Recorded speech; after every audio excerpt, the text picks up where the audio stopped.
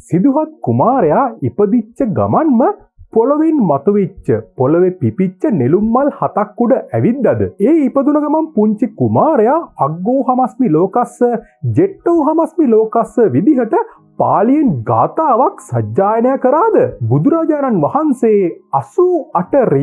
රියන් 88ක් උසද බුදුරජාණන් වහන්සේට මහා පුරුෂ ලක්ෂණ 32ක් තිබ්බද උදාහරණයක් විදිහට උන්වහන්සේගේ නළලේ ඌර්ණ රෝම ධාතුවක් තිබ්බද බුදු සිරිතේ සඳහන් වන මාරයා මහා බ්‍රහ්මයා සහ දේව චරිත වගේ දේවල් ඇත්තද ජාතක කතාවල තියෙන දේවල් ඇත්තද උදාහරණයක් විදිහට ගත්තොත් සස ජාතකයේ තියෙන විදිහට ශක්‍ර දේවේන්ද්‍රයා හඳේ හාවෙක්ගේ රූපයක් ඇන්දද ආලෝක උදපාදි කියලා කියන්නේ බුදුරජාණන් වහන්සේ ආලෝකය හොයාගත්ත කියන දේද එතකොට විද්‍යා උදපාදි කියන්නේ බුදුරජාණන් වහන්සේ විද්‍යාව හොයාගෙන ලෝකයට විද්‍යාව දායාද කළා කියන එකද ඉතින් ඔයා ඔන්න ඔය වගේ දේවල් ඕන තරම් සමාජ මාධ්‍ය තුල සහ අනිකුත් මාධ්‍යයන් තුල දැකලා ඇති හැබැයි ඔයා දන්නවද ඔය දේවල් ඇත්තද එහෙම නැත්නම් ඕව මේ හිතෙන් මවාගත්ත දේවල්ද ඕවා සාහිත්‍යාත්මක කාරණාද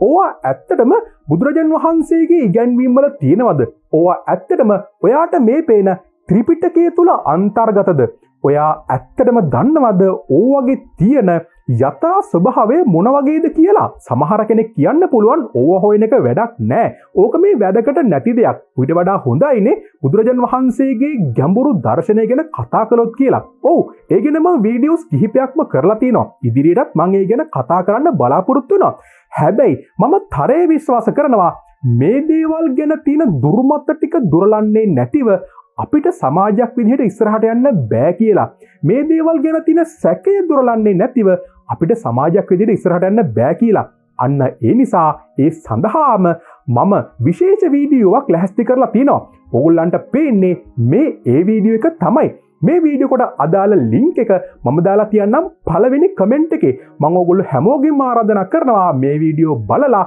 මේ ගැන ඕගොල්ලන්ට තියෙන අවංක අදහස කමෙන්ට් කරන්න කියලා